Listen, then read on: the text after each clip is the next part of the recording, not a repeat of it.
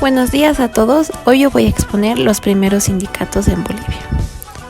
Para empezar, vamos a definir qué es sindicalismo y sindicato. El sindicalismo es un sistema doctrinal, político e ideológico que introduce bases para la defensa de intereses de los trabajadores asalariados, subordinados y dependientes. El sindicato viene del latín síndicos y del griego síndicos. Sin, que significa con, y dique, que significa justicia. Por lo tanto, sindicato significa con justicia. En pocas palabras, el sindicato es como la persona encargada de representar los intereses de un grupo de individuos. Es la voz síndico, que retuvo en las lenguas romances el concepto de procuración y representación. El sindicato es la unión libre de personas que ejerzan la misma profesión u oficio, que se constituye con carácter permanente y con el objetivo de defender intereses profesionales de sus integrantes o para mejorar sus condiciones económicas y sociales. El primer sindicato en Bolivia. El primer sindicato en Bolivia fue de mujeres. Una monja, hoy la primera santa de Bolivia, creó la organización sindical en el país en 1933. Nazaria Ignacia March Mesa, nacida en España y procedente de la Congregación de las Hermanitas de los Ancianos Desamparados, con sede en México, llegó a Oruro en 1912.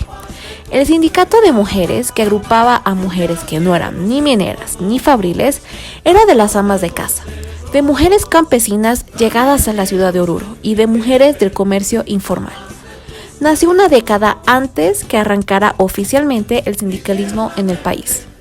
La veintena de mujeres que integraba inicialmente el sindicato no eran dependientes de ningún capataz ni empresa pública o privada de entonces. Aunque había mucha injusticia que denunciar, pero solo de su aflicción social. Al estar en una ciudad minera y que era el paso obligado a Chile, tenían la necesidad de ofrecer algunos servicios y para ello necesitaban capacitarse.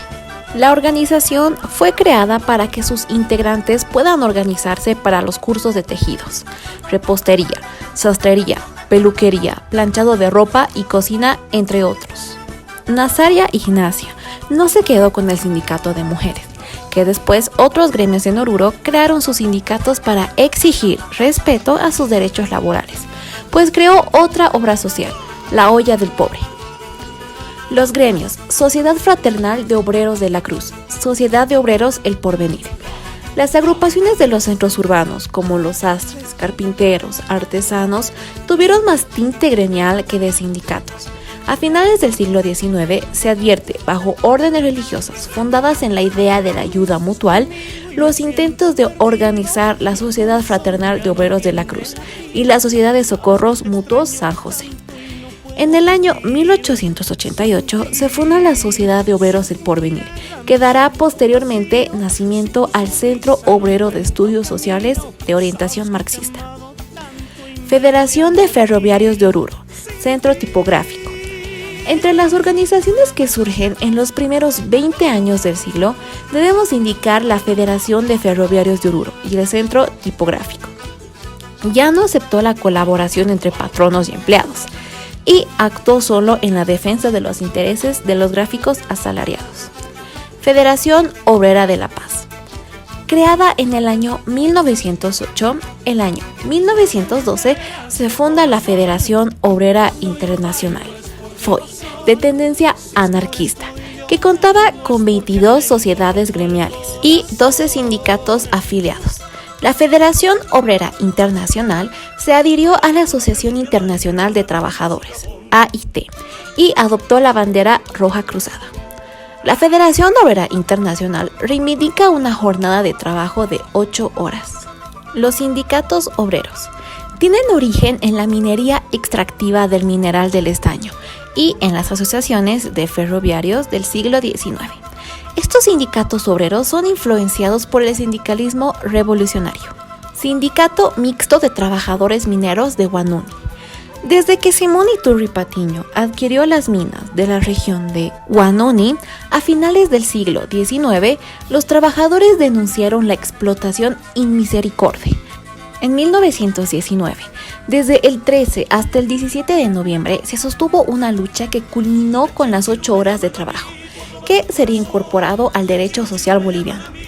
El 15 de junio de 1938 se funda el Sindicato Mixto de Trabajadores Mineros de Huánuco.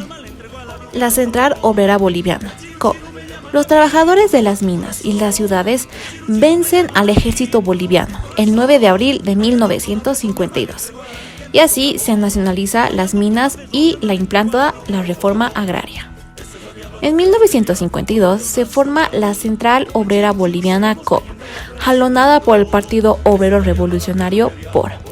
La COB es un organismo central de los trabajadores manuales e intelectuales y de todos los sectores, mineros, gremiales, fabriles, etc. de Bolivia.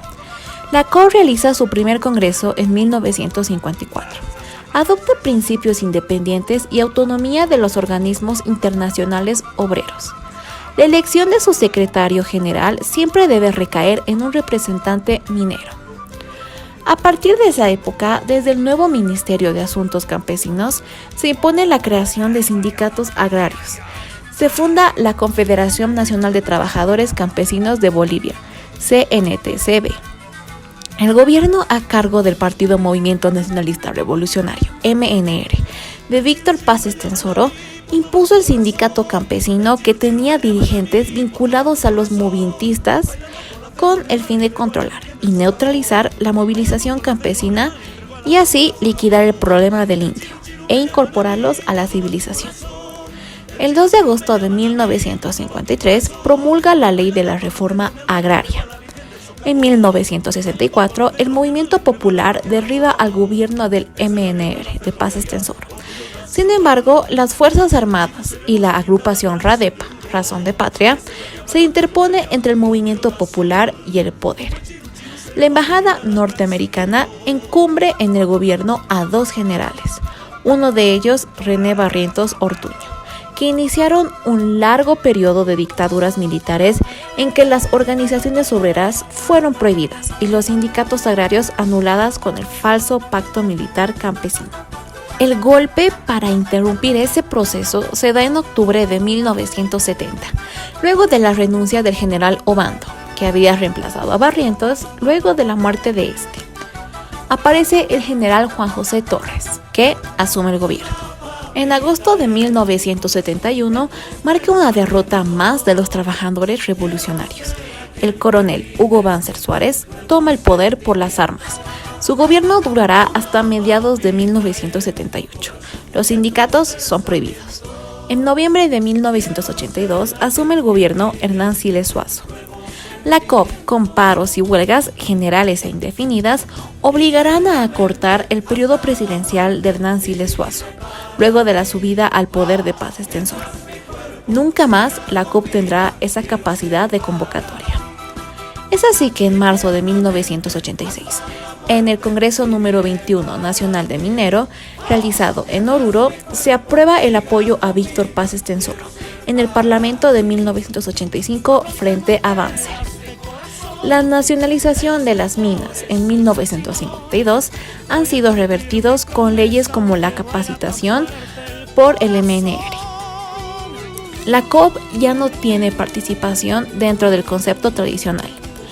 Como resultado de los cambios económicos en Bolivia, la organización laboral habría ingresado a una etapa de crisis que estaría marcando su fin.